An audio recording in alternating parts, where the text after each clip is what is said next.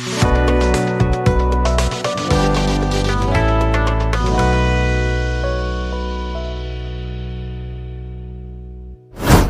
नमस्कार दोस्तों, बहुत बहुत स्वागत है आपका हमारे YouTube channel Shri Radhe CSE में। दोस्तों मेरा नाम है कुलदीप। कैसे हैं आप सभी? उम्मीद है सभी अच्छे होंगे। दोस्तों जैसे कि कल की क्लास में हमने कंप्यूटर की जनरेशंस के बारे में सीखा था और आज की क्लास में दोस्तों हम टाइप्स ऑफ कंप्यूटर कितने प्रकार के हैं सीखने वाले हैं। दोस्तों अगर आपने कल की वीडियो को नहीं देखा है तो उसका लिंक आपको डिस्क्रिप्शन में मिल जाएगा। पिछली 2 वीडियोस आप जाकर के देख सकते हो। प्लेलिस्ट में भी आपको वीडियोस अवेलेबल हो जाएंगी और डिस्क्रिप्शन में भी मैं उनका लिंक डाल दूंगा, आप जाकर के वीडियो देख सकते हैं। तो दोस्तों बिना देरी किए चलिए हम वीडियो को स्टार्ट करते हैं। तो दोस्तों हम आ चुके हैं अपने कंप्यूटर की स्क्रीन पर। यहाँ पर आप देख सकते हैं हमारे लिए यहाँ पर हमारे सेंटर का विवरण देखने के लिए मिल जाएगा। इसके बाद जो हमारा टॉपिक है टाइप्स ऑफ कंप्यूटर, उस पर आ जाते हैं। यहाँ पर आप देख सकते हैं।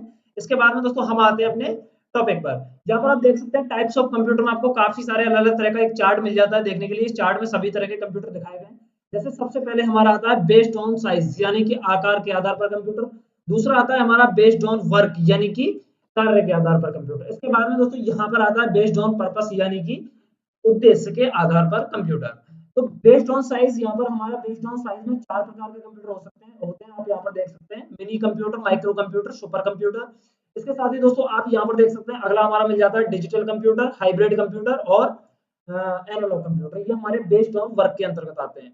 इसके साथ ही हमें यहाँ पर देखने के लिए मिल जाता है based on purpose. Based on purpose में जो आते हैं हमारे कंप्यूटर 2 प्रकार के होते हैं, जनरल पर्पस कंप्यूटर और स्पेशल पर्पस कंप्यूटर। तो दोस्तों हम इन सभी कंप्यूटर्स के बारे में जानेंगे, ये कंप्यूटर किस तरीके से काम करते हैं और कौन कौन से कहाँ पर यूज किए जाते हैं। तो वीडियो में अंत तक बने रहिएगा और वीडियो में नए हैं तो चैनल को सब्सक्राइब कीजिए, वीडियो को लाइक एंड शेयर जरूर कीजिएगा। चलिए दोस्तों चलते हैं आगे की तरफ। तो दोस्तों आप यहाँ पर देख सकते हैं मिनी कंप्यूटर के बारे में हमारे लिए यहाँ पर दिखाया गया है। सबसे पहले हमारा बेस्ड ऑन साइज में आता है मिनी कंप्यूटर। आप यहाँ पर देख सकते हैं मिनी कंप्यूटर दोस्तों वो कंप्यूटर होते हैं जो हमारे एक सर्वर की तरह, जो हमारी निम्न स्तर वाली छोटे स्तर वाली कंपनियां होती हैं उनमें इनका प्रयोग किया जाता है। इनका यूज किया जाता है एक सर्वर के रूप में। दोस्तों इनको एक जगह स्थापित कर दिया जाता है किसी भी कंपनी में और सभी कंप्यूटर जो होते हैं जो एम्प्लॉय काम कर रहे हैं सभी को कनेक्टेड कर दिया जाता है। इनसे सभी कंप्यूटर से कनेक्टेड होकर काम करते हैं। जो भी हम डेटा फीड करते हैं या फिर जो भी डेटा हम इंसर्ट करते हैं सभी कंप्यूटर्स में, वो डाटा इन पर ट्रांसफर होता रहता है। तो हमें यहाँ पर किसी भी डेटा को लेने की कहीं से भी जरूरत नहीं पड़ती है। डायरेक्टली हमारा मिनी कंप्यूटर के अंदर डेटा सेव होता रहता है, वहीं से हमारा सारा मैनेज होता रहता है। ये जब भी अगर हमें किसी डेटा को एनालिसिस करना होता है या देखना होता है तो हम यहाँ से जाकर के सारे डेटा को देख सकते हैं। दूसरा फायदा इनका ये होता है कंपनी के अंदर कि जब भी मान लीजिए आपका बॉस आपके डेटा को देखना चाहता है तो वहां से डायरेक्टली डेटा को देख सकता है। इसके अलावा मान लीजिए कोई हमारा पीसी खराब हो जाता है किसी भी एम्प्लॉय का, तो हमारा डेटा लॉस नहीं होगा क्योंकि ऑलरेडी हमारा मिनी कंप्यूटर में वो डेटा ट्रांसफर किया जा चुका है। इसके अलावा दोस्तों हमारा यहाँ पर अगला कंप्यूटर आता है, यहाँ पर देख सकते हैं माइक्रो कंप्यूटर। दोस्तों माइक्रो कंप्यूटर वो कंप्यूटर होते हैं जो हमारे डेली बेस में यूज करते हैं हम। जो हमारे नॉर्मल कंप्यूटर होते हैं जैसे मान लीजिए आपका डेस्कटॉप हो गया, लैपटॉप हो गया, नोटबुक हो गया, इसमें आपका हाइब्रिड कंप्यूटर भी होता है, टैबलेट हो गई आपकी। इसके अलावा आपका स्मार्टफोन या आईफोन वगैरह जो भी आप यूज करते हैं जिनमें आप नॉर्मली काम करते हैं, ये सभी हमारे माइक्रो कंप्यूटर की कैटेगरी में आ जाते हैं जो आप डेली बेस पर यूज करते रहते हैं। दोस्तों ये हमारे माइक्रो कंप्यूटर कहलाते हैं। इसके अलावा हमारा अगला कंप्यूटर होता है दोस्तों, यहाँ पर अगले कंप्यूटर की तरफ चलते हैं। दोस्तों अगला कंप्यूटर होता है हमारा सुपर कंप्यूटर। जैसे कि आपको नाम से ही पता चल रहा होगा यहाँ पर सुपर। देखिए सुपर कंप्यूटर का जो यूज होता है हमारा सुपर कंप्यूटर का काफी अलग स्पेशल तरीके से यूज किया जाता है। जैसे मान लीजिए कि जैसे कोई साइंटिस्ट अगर अंतरिक्ष या फिर किसी दूसरे ग्रह की यात्रा के लिए जाता है तो उसका निरीक्षण करने के लिए हमारा सुपर कंप्यूटर का यूज किया जाता है। तो सुपर कंप्यूटर हमारा नॉर्मल मार्केट में नहीं मिलता है, ये हमारे कुछ अलग स्पेशल कंप्यूटर हैं जो हमारे देश में कुछ ही कंप्यूटर हैं, हर जगह हमारे लिए उपलब्ध नहीं है। यहाँ पर आप देख सकते हैं Param Siddhi computer, Airawat computer, Pratyush computer, Mihir computer के नाम से इन्हें जाना जाता है।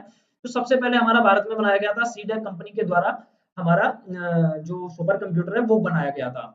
दोस्तों यहाँ पर जो आप मौसम की भविष्यवाणी देखते हैं इंटरनेट पर, वो भी हमारी सुपर कंप्यूटर के द्वारा ही चेक की जाती है। इसके अलावा जैसे किसी बॉर्डर पर या फिर कहीं पर भी युद्ध होता है तो उसके निरीक्षण के लिए, यानी कि बॉर्डर के निरीक्षण के लिए भी सुपर कंप्यूटर का यूज किया जाता है। इसकी जो स्पीड जो होती है काफी हाई होती है, जिसकी स्पीड को पेटाफ्लोप में मापा जाता है। इसकी जो गति होती है लगभग 6.8 पेटाफ्लोप होती है। साथ ही इसमें जो प्रोसेसर और मेमोरी होती है काफी ज्यादा हाई स्पीड होते हैं, जो किसी दूसरे कंप्यूटर को हैक करना यानी कि कंट्रोल करने के पूरी ताकत रखते हैं। इसके अलावा दोस्तों यहाँ पर आगे की तरफ चलते हैं। यहाँ पर हमारा अगला कंप्यूटर आ जाता है मेन फ्रेम कंप्यूटर। दोस्तों मेन फ्रेम कंप्यूटर हमारा सुपर कंप्यूटर से काफी छोटा होता है।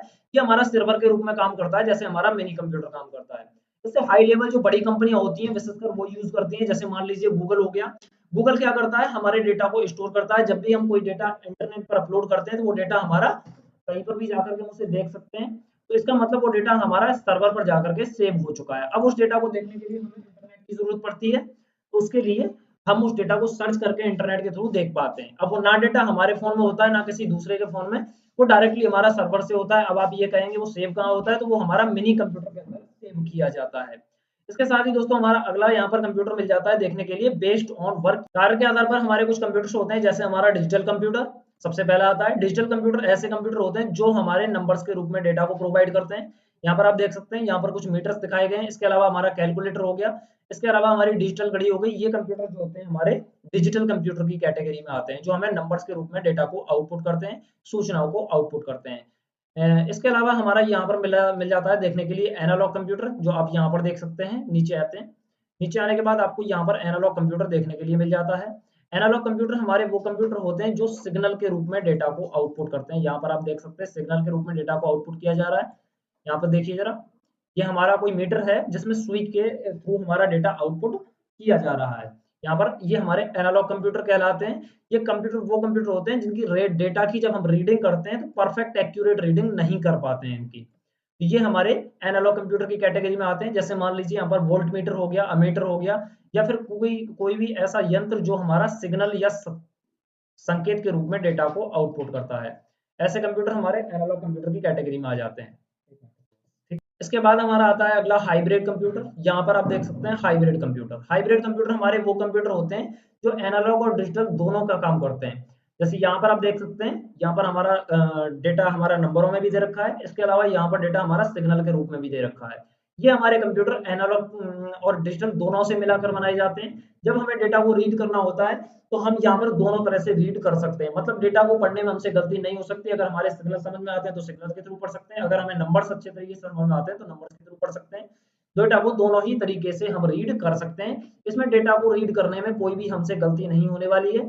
ये हमारे डेटा को बिल्कुल एक्यूरेट दिखाता है। दोस्तों इसके साथ में ही अगला हमारा कंप्यूटर आता है बेस्ड ऑन पर्पस, यानी कि उद्देश्य के आधार पर कंप्यूटर। यहाँ पर देख सकते हैं based on purpose. Based on purpose में जो सबसे पहला कंप्यूटर आता है हमारा जनरल पर्पस कंप्यूटर आता है। दोस्तों यहाँ पर आप देख सकते हैं general purpose computer. General purpose computer वो कंप्यूटर होते हैं जिनमें विशेषकर हम सामान्य तरीके से डेली बेस वाले जो कार्य होते हैं उनके लिए यूज करते हैं। जैसे आपका ट्रांजैक्शन का कार्य हो गया, ग्राफिक डिजाइनिंग हो गई, वीडियो एडिटिंग, फोटो एडिटिंग, किसी डॉक्यूमेंट को तैयार करना, और भी काफी सारे अलग अलग कार्य होते हैं जो हम कंप्लीट कर सकते हैं इनके थ्रू। तो ये हमारे लैपटॉप, डेस्कटॉप या फिर आपके पीसी, मोबाइल, टैबलेट, ये हमारे जनरल पर्पस वाले कंप्यूटर की कैटेगरी में ही आते हैं, तो हम जनरली यूज कर सकते हैं और सभी जगह मार्केट में अवेलेबल हो जाते हैं।